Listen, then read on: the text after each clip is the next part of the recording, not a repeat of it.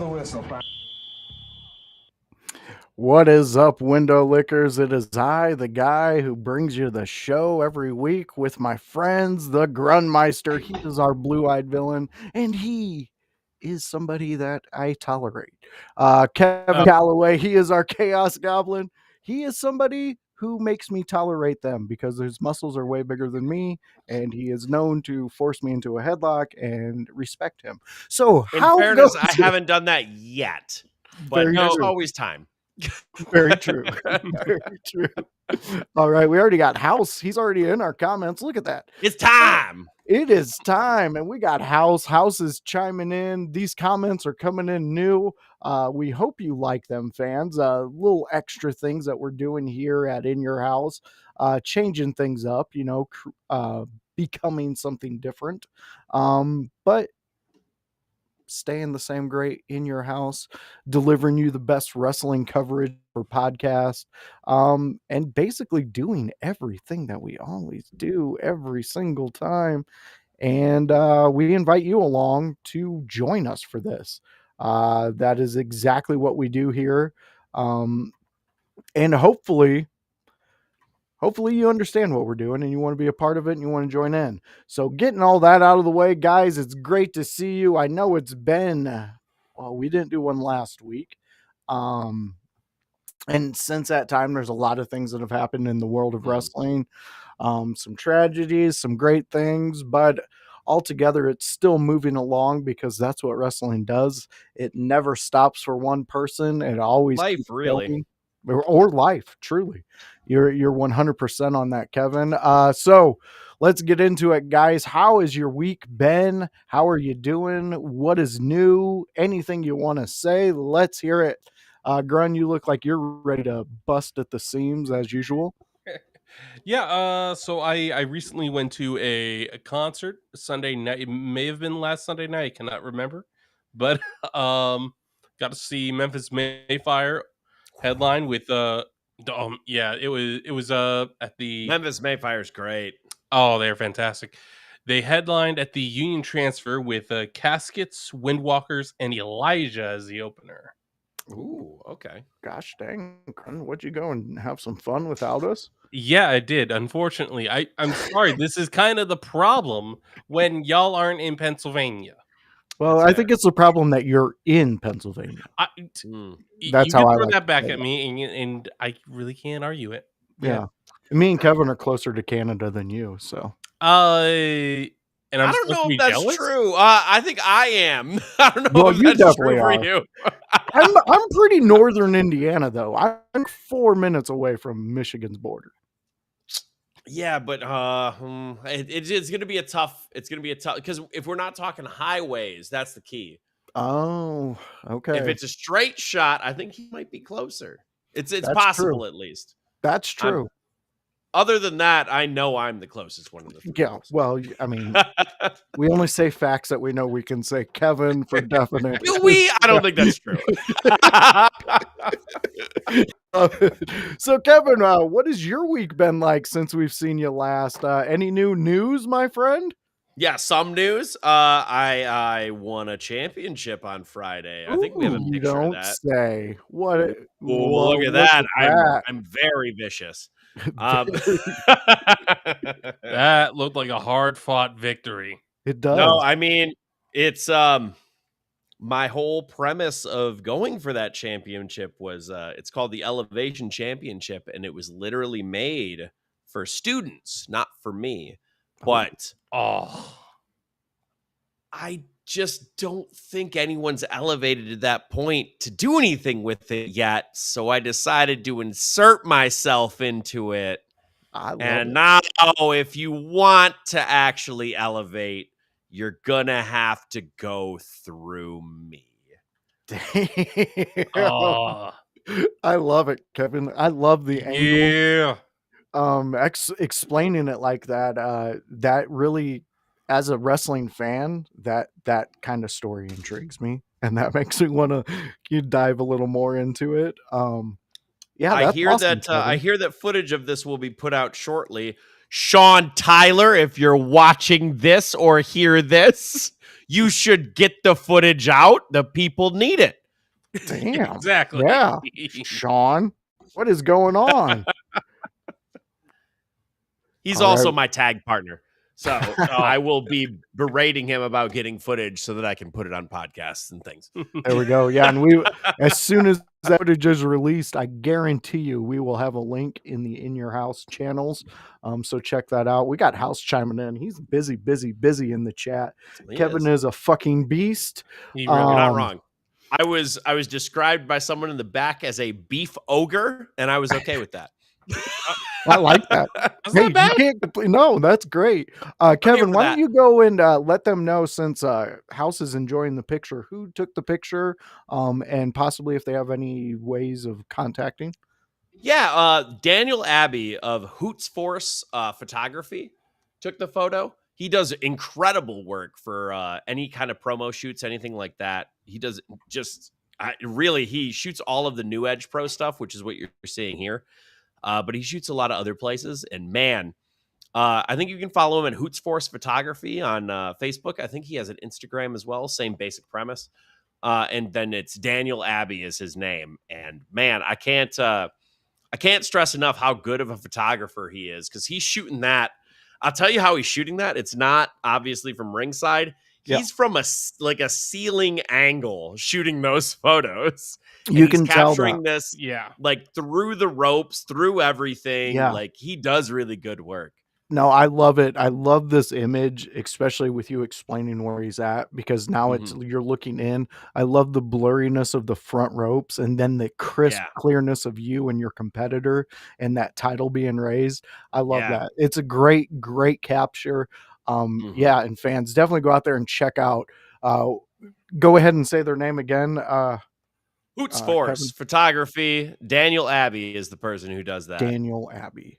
Okay, yeah, fans, go check that out and see what else Daniel's out there snapping pictures. He's got a lot of other good wrestling photography as well. He's just kind of starting up.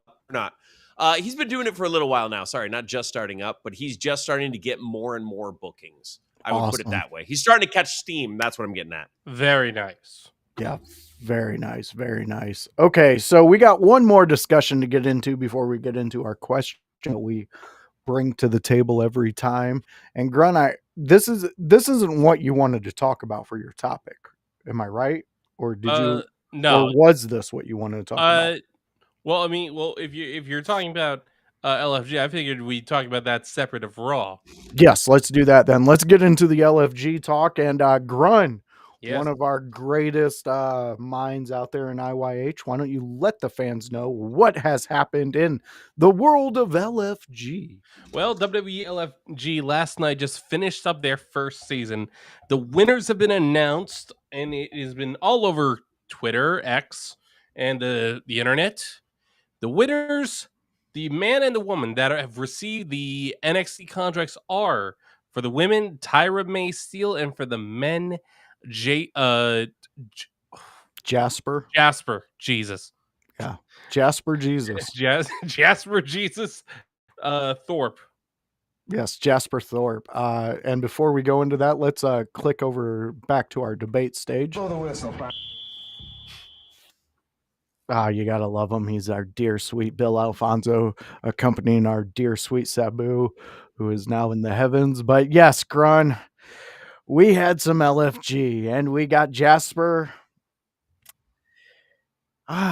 Jasper. You're not a fan of Jasper, I know. Not a fan of Jasper.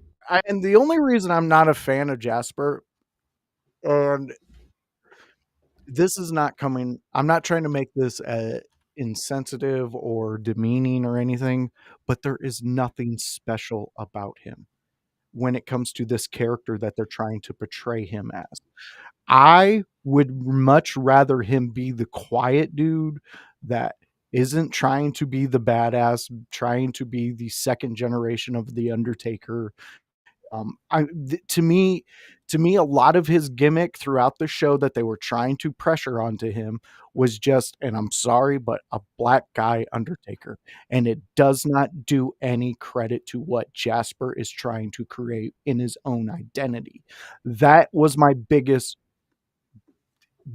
hate when it came to him. Because if you're asking me for originality, then why aren't you going with Chris then?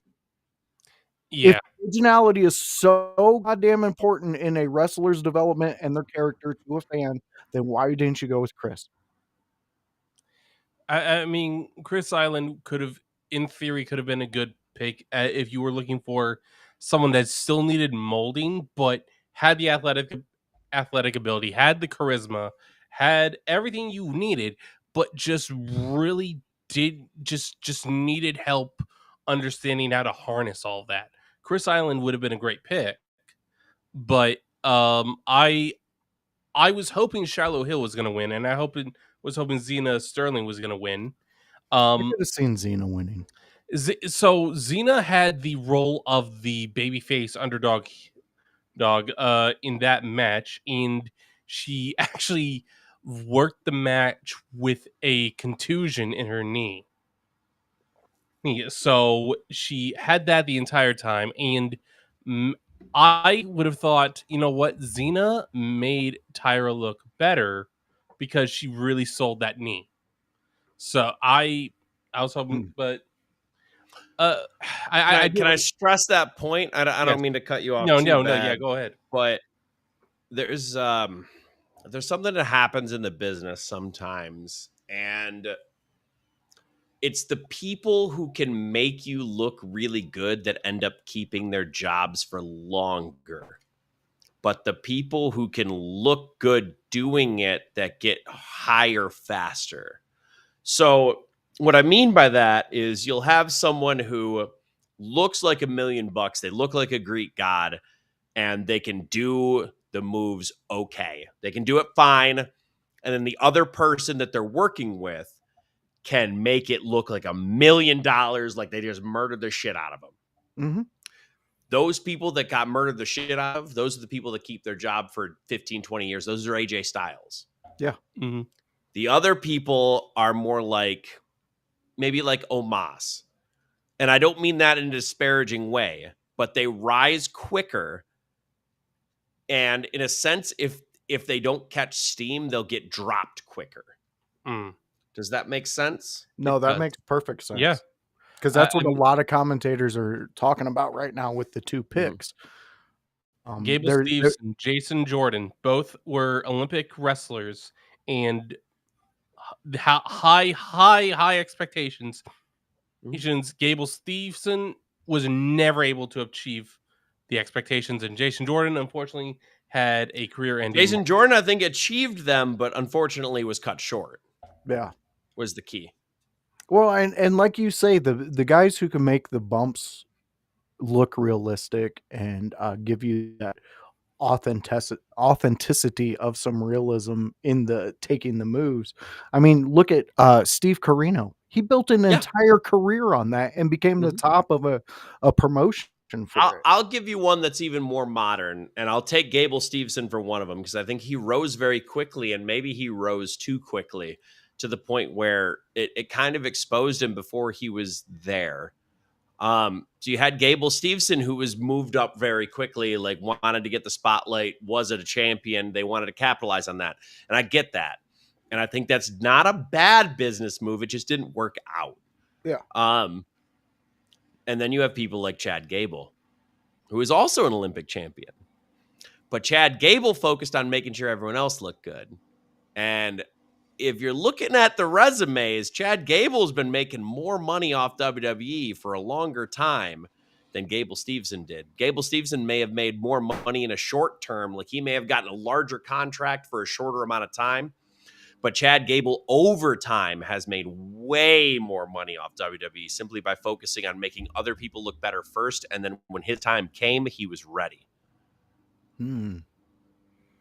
That's some good analysis. It is. I like that. Yeah, because I mean, and I've been promoting her this whole LFG. I was promoting her when she got picked up for a development deal after she won the Olympics. But I can see exactly where you're saying this exact scenario with Tyra. Because as of right now, she was my front runner. I'm not going to be lying about that. But I will say things I haven't said. I don't think that she benefits a competitor. Because to me it seems more like she's out for what her character is going to look like in the ring, as opposed to like what you were saying, Kevin, where other people step up and their biggest thing is to make their competitor look better, and to deliver that more realistic thing. Well, I mean, it's also like not everyone needs to do that, because if we didn't have people like Roman Reigns holding a title, murdering people for thousands of days, True. like, would it matter as much? So there's a time and a place is really Yeah. that is as well. And also like take Cena was near invincible for a while, right?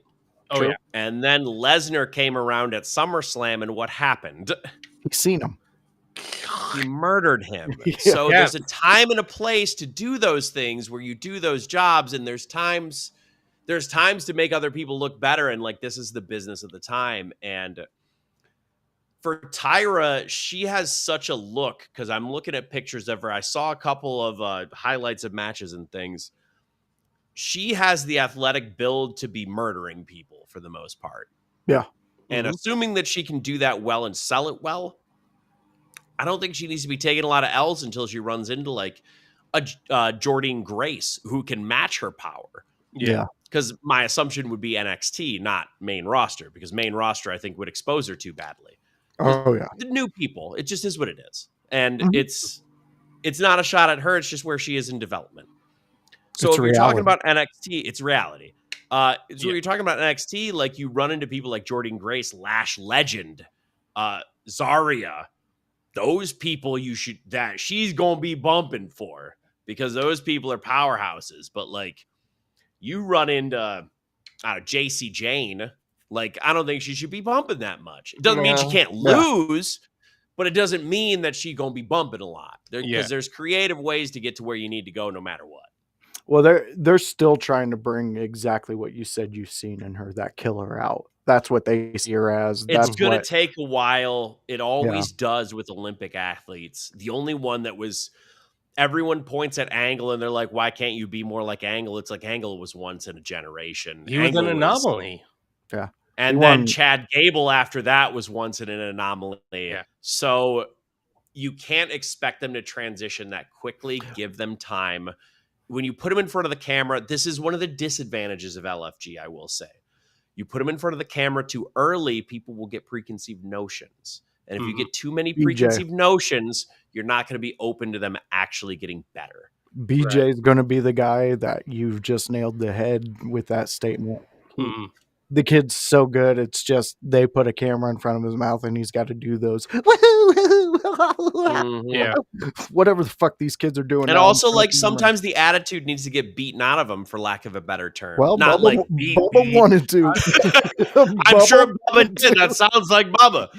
But, I mean, not literally, but like they have to get chin checked by some kind of reality. Yeah. And then they'll go, oh shit, that's right. No, you're 100% on that one. All right. Final thoughts on this LFG season.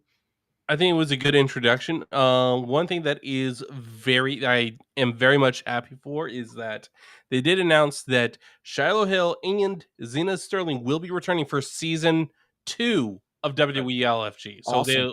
They get a second go around. Yep, they'll get a second go around.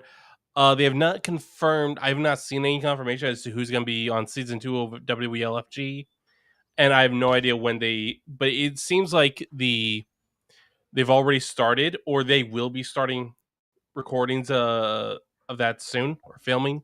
Yeah, hopefully. I like it. I like it. I like think the it's show. Interesting because now it seems like the NIL program, the Next in Line program, has evolved into LFG a little bit, and instead of throwing like independent wrestlers who've been on the scene into those kind of situations where they end up journeyman carrying the other people, because that's kind of the disadvantage that they had before. Now we have WWE Evolve. Now we have the ID Yeah. program. Yeah. And I think keeping them separate is actually a really good idea, because if you put too many indie wrestlers who are already like 10 years deep trying to do reps with people who are 1 month deep, I don't think they're as malleable, and it slows the indie workers down. But at the same time, like, I think it's more beneficial for the next in line people too, because they can just listen to the coaches and not the people who have been there for 10 years, not being on TV. Because some of the stuff that we learn on independent scenes, they need to get brought out of us and taken away and thrown away, because it's not the same. Yeah. So I think it's better all across the line. I think both of the places have a good foundation of what to do with it. So I'm excited to see where LFG goes. Yeah, me too. Definitely.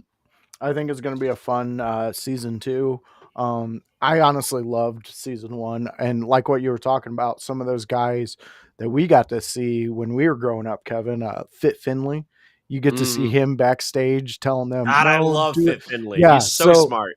You get to see so many of those guys that we fell in love with back in the day. I still want to see on like an LFG or something, like Alex Shelley just show up, because I swear to God, that man, he doesn't get the credit he deserves for some of the psychology he understands, and I want it to be on a nationwide camera.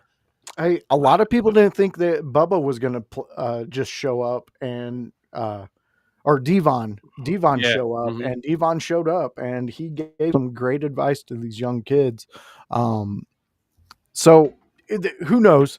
I think it's a good possibility because of the way they structure it and how they bring in the coaches who know guys, and I like the way they're really showing this show. I think it's a good thing for a lot of people, and I can't wait to see what happens next and what happens with our winners, Jasper Troy and Tyra May Steele.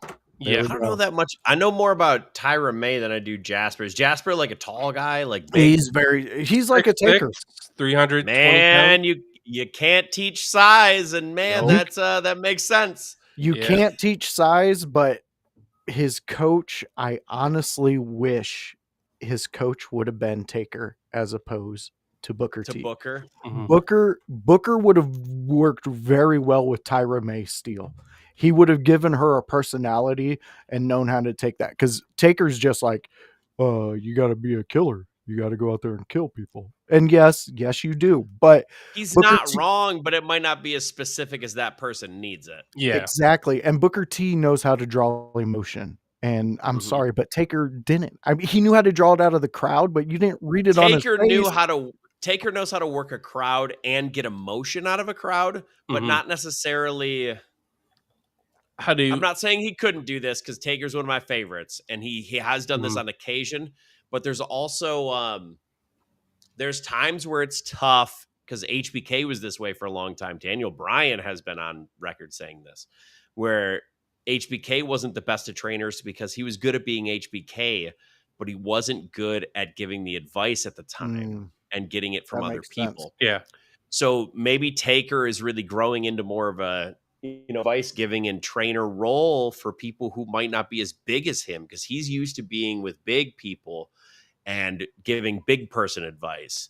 And I think he's given a lot of advice to a lot of great big men across the line, but maybe it's tough for him to get with the people who are shorter right now. It's possible. Yeah. Because he just doesn't have that coaching and teaching experience yet. But give him more time on LFG, I bet he gets it. Yeah. We got a fan chiming in exactly with what you're saying. Fighting's one. We all know Taker can control a crowd, but can he teach that? So it's a different skill set. It is.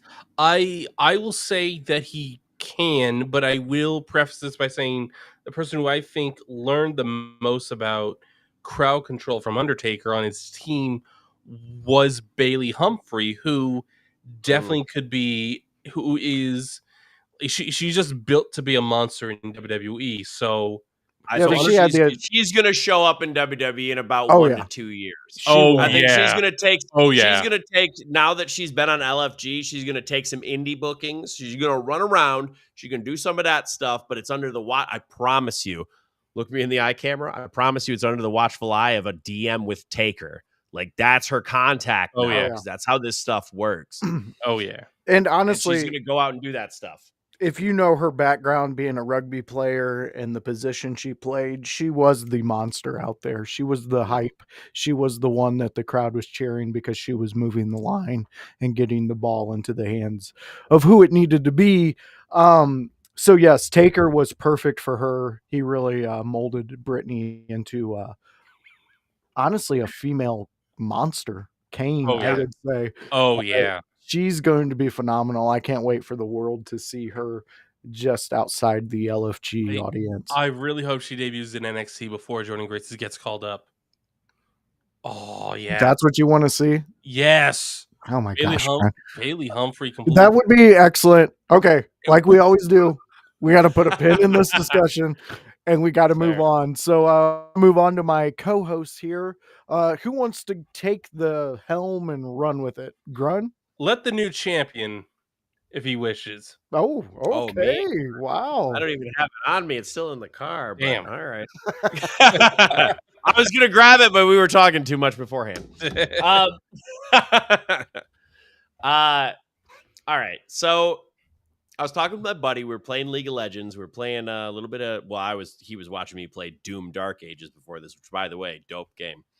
And he told me some of the Money in the Bank qualifiers that are tonight. And I'm very interested to hear some thoughts from the group. There are 2 women's qualifiers tonight. Oh. They were announced while I was playing games with my buddy, so this should be new for everyone.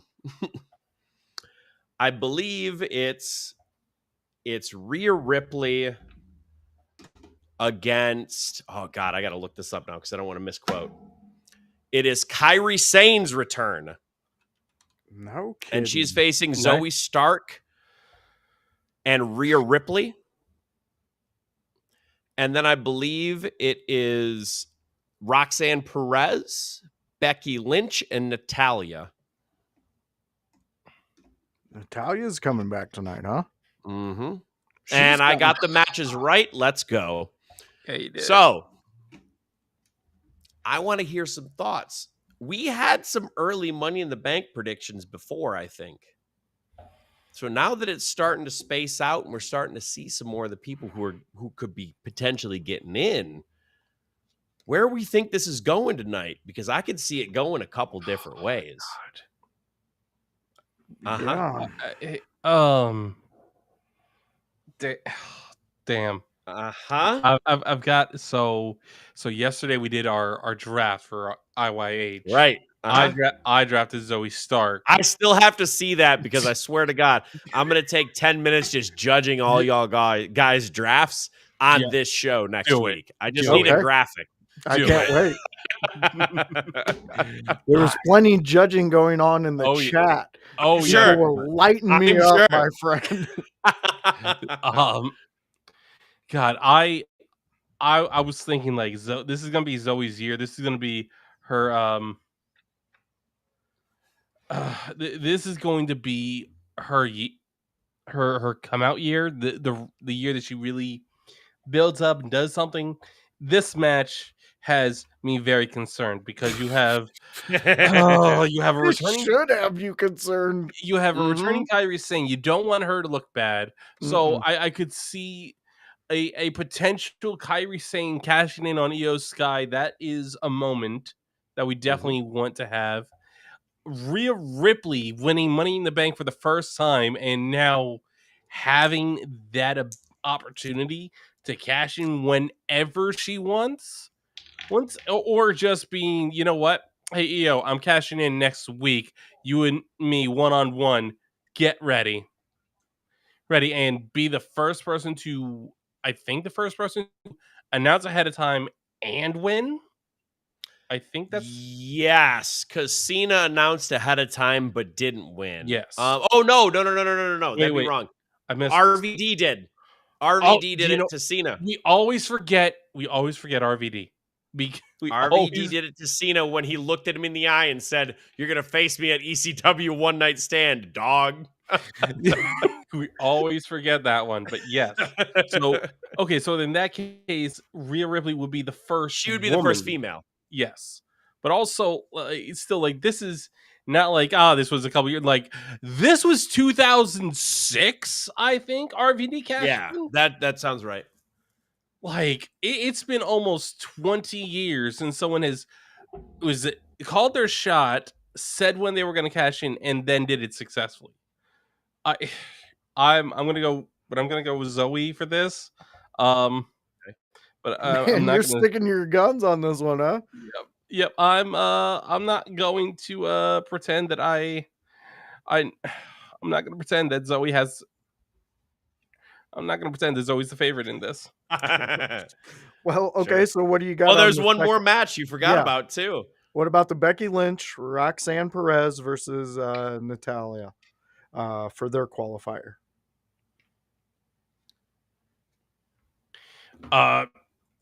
You're talking about the other qualifier, right?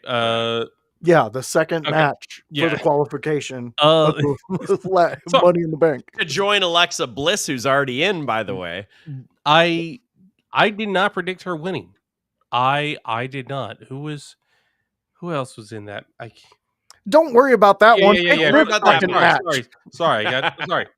Thank you. I'll look that up while you give your thoughts. Thank you. Becky Lynch, Roxanne, Natalia. I almost feel like it's too obvious that Roxanne is going to win.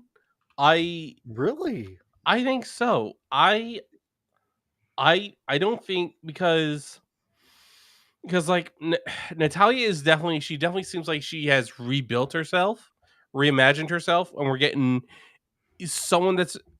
Natalia. We're not getting Natalia Neidhart. We're not getting the Natalia that was born and bred in the Heart Dungeon. And because that's who we've had since her debut. And it's like she could always do better, but my question is, was that just a one-off for a non-WWE event? Nope. Or is this really a whole new Natalia? She just fought a fan. Really? A fan got in her face and she fucking lit that dude up. I don't know if it was planted. I don't know if that, but whatever she did, it made it look like she fucked that dude up. Oof. I don't know what he said, what he did, but the video is her laying some big haymakers on this dude and him going right to the ground. I think that was a test run for that, but I doubt we get it right now. That's how I would put that. Maybe. Okay. So I'm thinking Roxanne wins. I'm hoping so. I bet Lyra cost Becky. That's my call. I feel like that looks bad on Lyra. No, because Becky's been a dick to her the whole time. He has. This is a face coming back. Yep. Yeah, it gives her that vengeance. No, you're right. Mm-hmm. It just makes it actually makes Lyra look stronger because she's standing up. She's standing up to Becky. Yeah.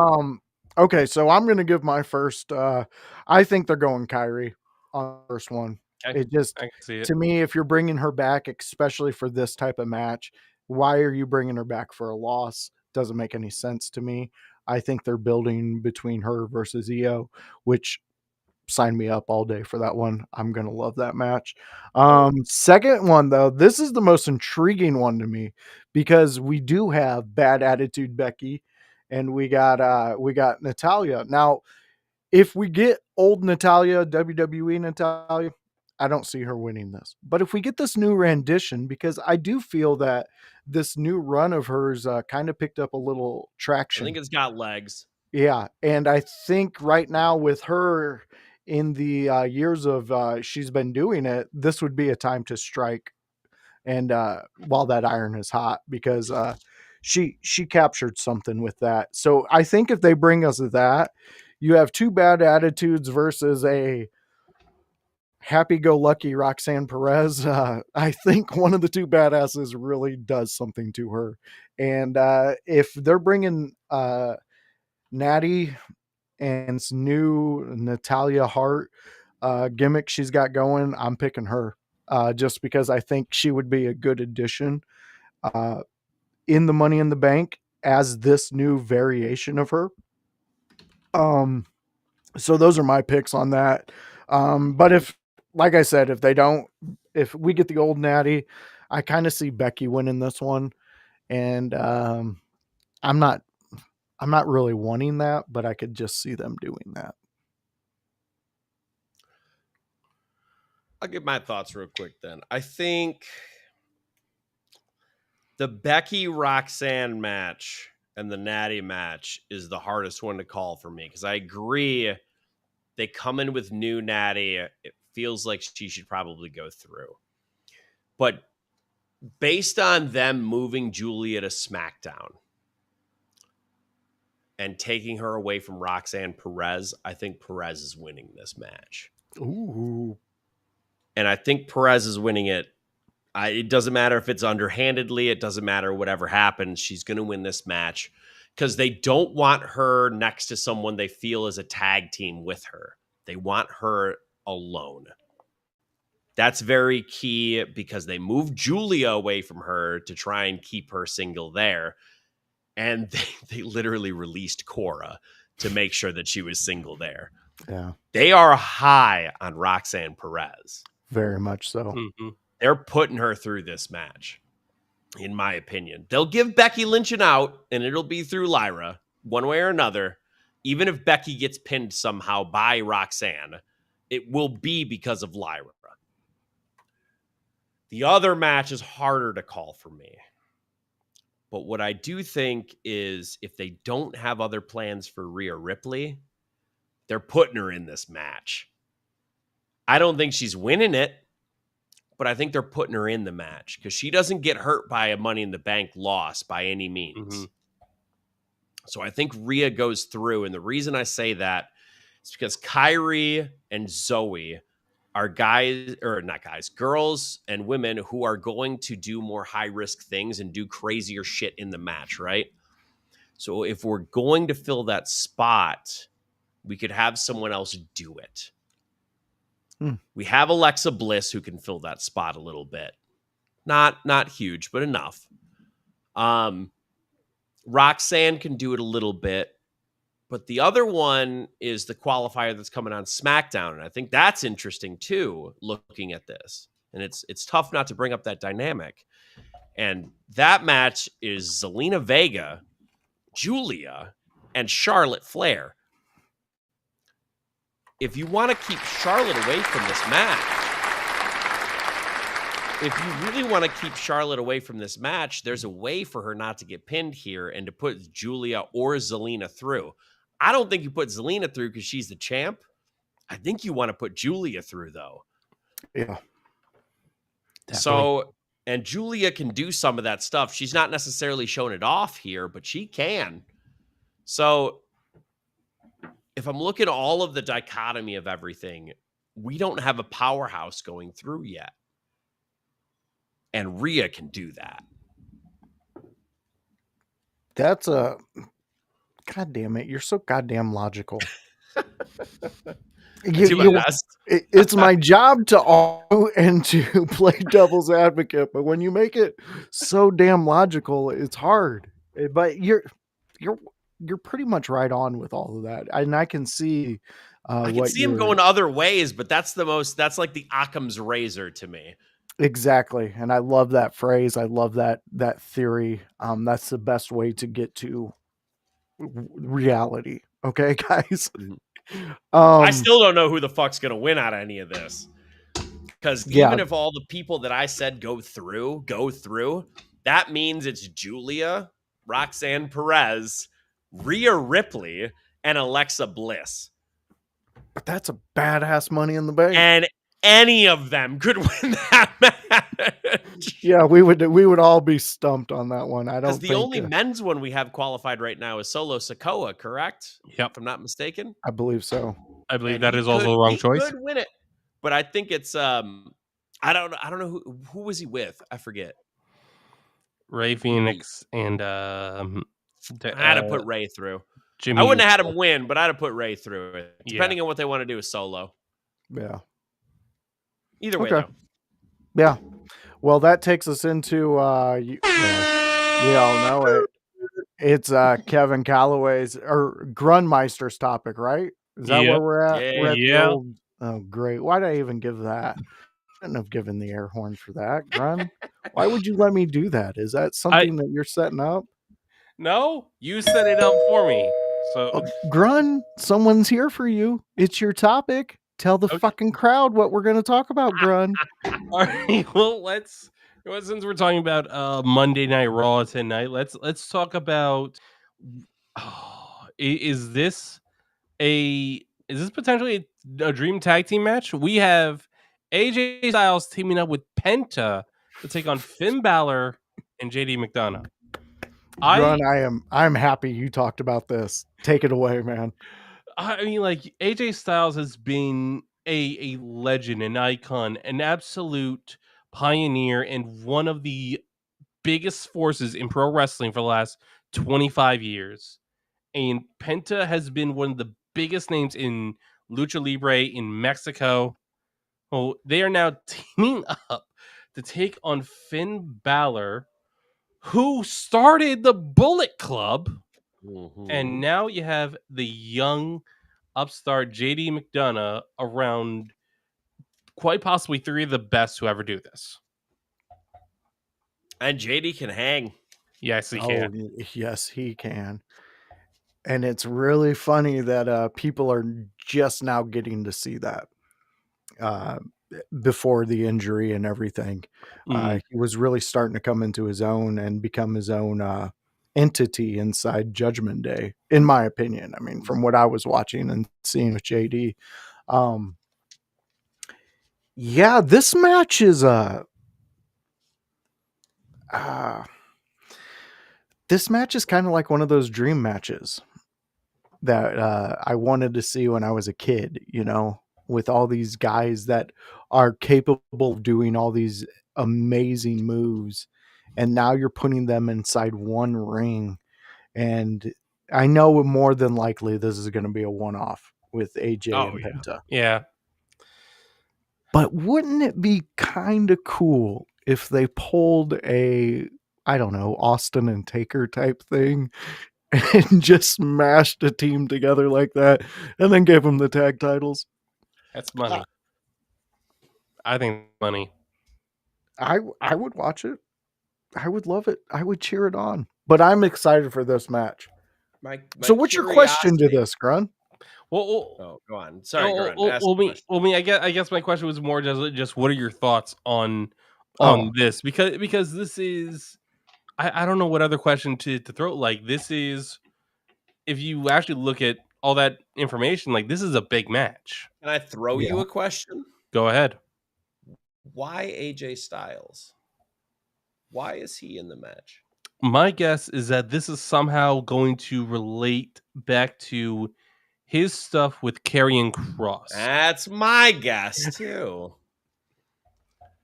Well, so because of that, because Penta's basically feuding with Judgment Day by himself. So I get that Styles had some early stuff with Judgment Day, but this is a deep callback at this point, like 3 months ago, maybe 4. True. So if that's the case, one has to believe, especially on the losing streak that AJ Styles is on, Karrion Kross has to make an appearance, right? Yeah. Like, it has to be Karrion Kross. And I think that's what might intrigue me about this match the most, because I think they eat the L here.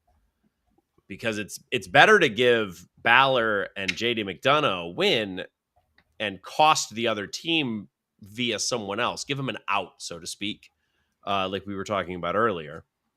And if you give him the out of Karrion Kross messing up AJ Styles' chances or coming out and saying you have to do this or else you won't win, or, you know, the same stuff that they did at Mania, it feels like Kross and Styles are on a collision course.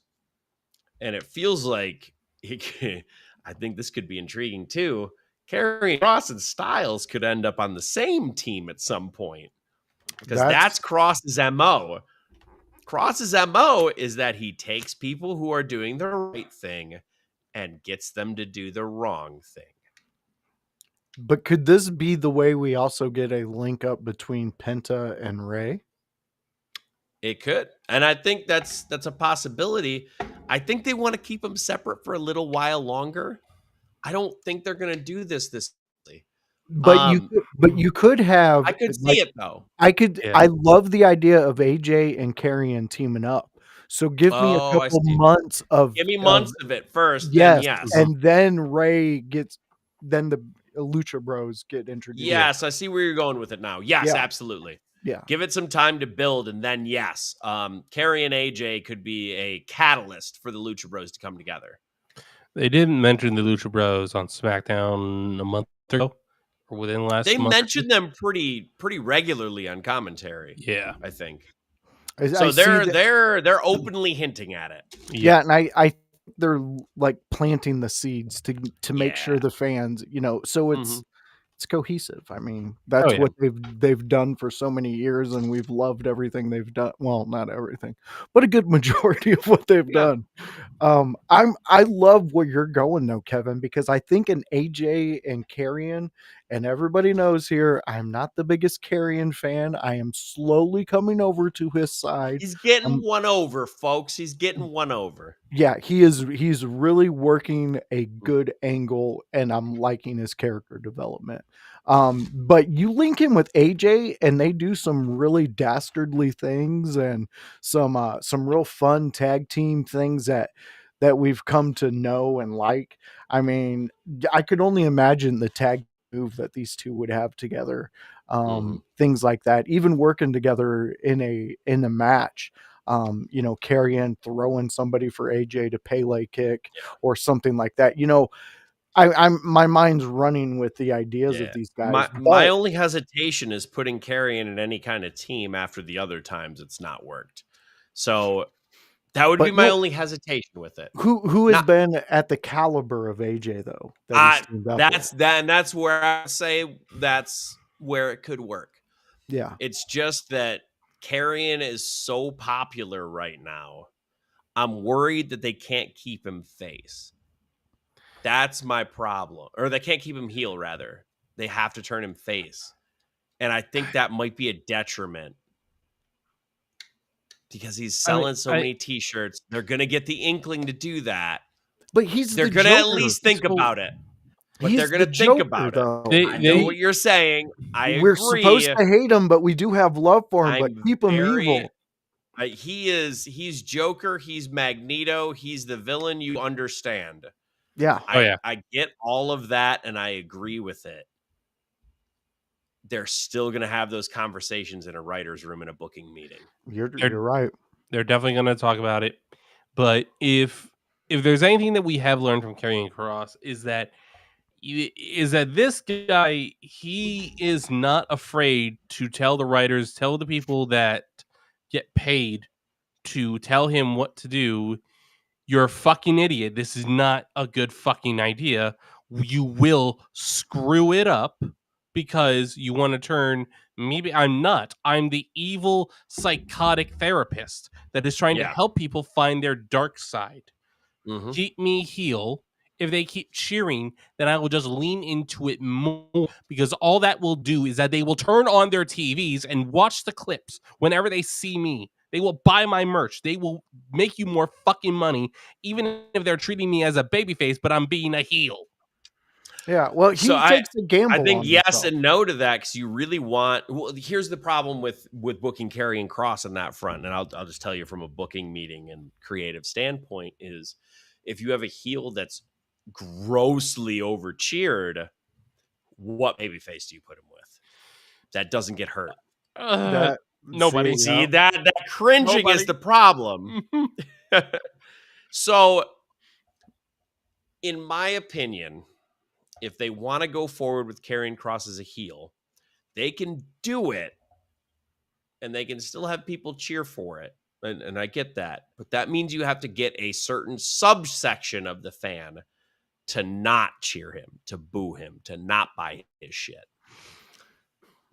I think you do that, and this is my opinion based on his character, it's not about turning other people, though that is part of it because that's his character. It's about going too far. Because if you go too far in an attack, if you go too far in something, you'll turn the women and the children. And if you can turn the women and the children, you at least have a subsection that is loud in the fans that will boo him. Well, here isn't AJ the perfect person for that though? Because let's say they do assuming that he doesn't turn him. Let's say they do a run though where they're teams. Mm-hmm. They're teamed up and everything, and then carrying one few weeks left that they're going to run with the story. He pushes it too far and takes AJ out. AJ's legitimate fan base is going to be upset. Children, women, just exactly where you were at on that. So I think this is a perfect play into that. And this is the first time I'm really excited about a Karrion Kross angle. I really want to see where he goes from here. And you know what? Just one way, and I don't want to marry anyone to this thing, but wrestling has used this kind of angle through the years. AJ's a family man, and he's got a lot of his children tattooed on him. And Karrion Kross isn't exactly a good person. He's basically the wrestling devil. And they could do something with that. So that's going too far. Yeah. Yeah, that is 100%.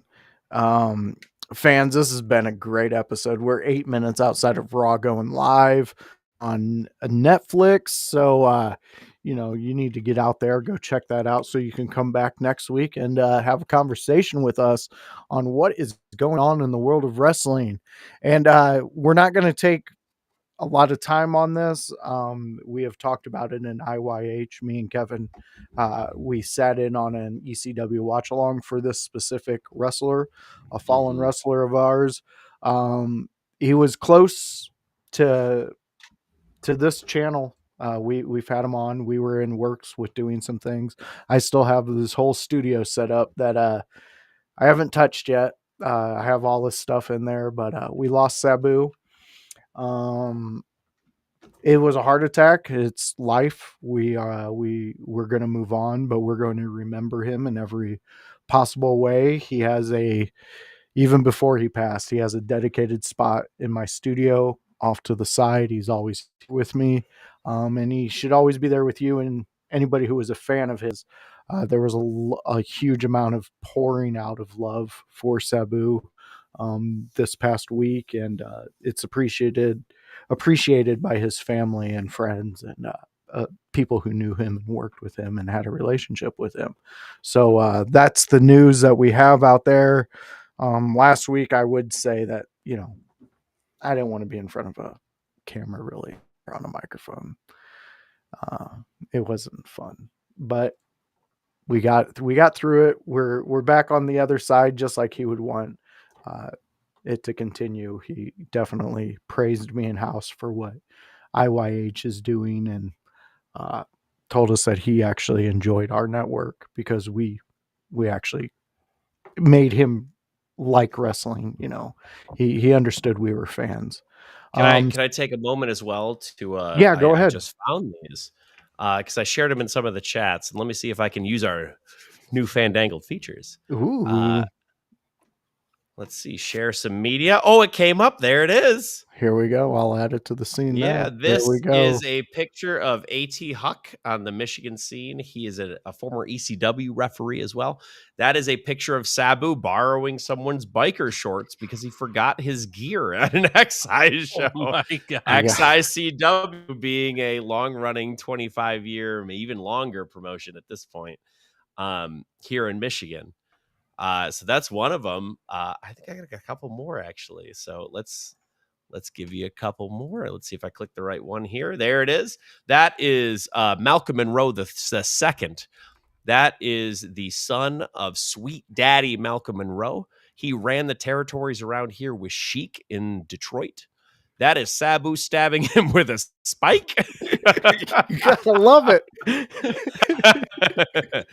I believe that is at XICW Best in Detroit, #1, the very first one that they ran here in Detroit. Wow. And then I should have one more. There it is. DBA potentially, I don't think that's in the same match, but in another match that they had together, DBA being the most dangerous man in Michigan, the dirty black assassin himself. That's what DBA stands for. I love it. Showing defiance to Sabu. Sabu, absolute Michigan legend along the lines of everything else that he's done in this business, and being the nephew of the Sheik, and being I read this too, that he was trained in a hotel room against the Sheik's wishes by Sweet Daddy Malcolm Monroe, DBA's father. So they started it that way. I'm sure it didn't end that way. They went to actual training, but that's kind of how it began. And I just thought that was cool to share when you were bringing that up. So I downloaded a couple of pictures and thought that'd be cool. No, that was perfect, Kevin. You know, I love all those little nuggets of knowledge you drop on us. And if it has Sabu in it, dude, I'm down. I'm down to listen. We have so many things planned in the future for different things. We're in talks with Kevin's father, bringing him on and discussing some of his history of wrestling and the things he's seen. So stick with IYH. We're evolving. You can see we're on this new network. We hope you loved it. We hope you like what we're doing, what we're adding. I mean, there's a whole bunch of new features. The show looks different. There's a lot of different features, but as always, it's the same creators. It's the same IYH creators. And as always, Grun, let them know where they can see those beautiful blue eyes. You can catch me at twitch.tv/Grunmeister Fridays at 7 p.m. Eastern. Beautiful. Kevin Kalloway, let them know where they can find you and all the chaos you're creating. You can find me at Kalloway Kevin on Instagram. You can find me at Kevin Kalloway on Facebook. And I guess you can find me defending my title at New Edge Pro Wrestling going forward. I'm going to use a little bit more of my time, too, because I see a question there. What do you think of Cross doing an angle with Cody? And I love it. I think it needs more build before we get there, but I love it. Give me a year and a half of Karrion Kross getting built up. He's going to be at Cody's level. He is a star. I promise you. Beautiful. I love it. I love all of what we got going on here with Kevin's insight, Grun's rants, and, well, I guess my button pushing. Yeah, there we go. So, fans, if you like what you've seen here, back every Monday at 7 p.m., we're the Monday Night Crew. Well, we talk about Raw. We give you the insights. We give you 3 things that we talk about. You see here, we added a 4th one in here with LFG. That's just how we do. We just keep giving you more and more and more, and you'll love it. So come join us every Monday, 7 p.m. It's part of the Window Lickers and In Your House crew. Outside of that, there is a show called ECW Watch Along. It's on Thursdays, and it's at 5 p.m., and it's with me and Hal, and we watch, well, guess what? ECW. We are in ECW wrestling back in 1999, where we're watching all the fun things happening. So come join us and see what ECW, what little nuggets of treasure that we had from the past, and whose head's getting split open this week, because it's seems to be happening every week on that show. And then outside of that, we have a Sunday house party. That's where anybody in the household gets together, sits down, and we talk wrestling. And we talk about, and we want you to join it. We want you to be a part of it and be more active like we have been in these past Sunday episodes. The last one we had was the draft. Everybody had their draft going. Everybody had someone in the chats giving them shit about their picks. So I seem to get a most of that abuse with I picked MJF for my first pick, and I got lit up in the chat. Go rewatch it, go see what we're talking about. But that's every Sunday, and that's around noon. So come join us and IYH and all that we do. And we can't wait to catch you on the next one. Bye.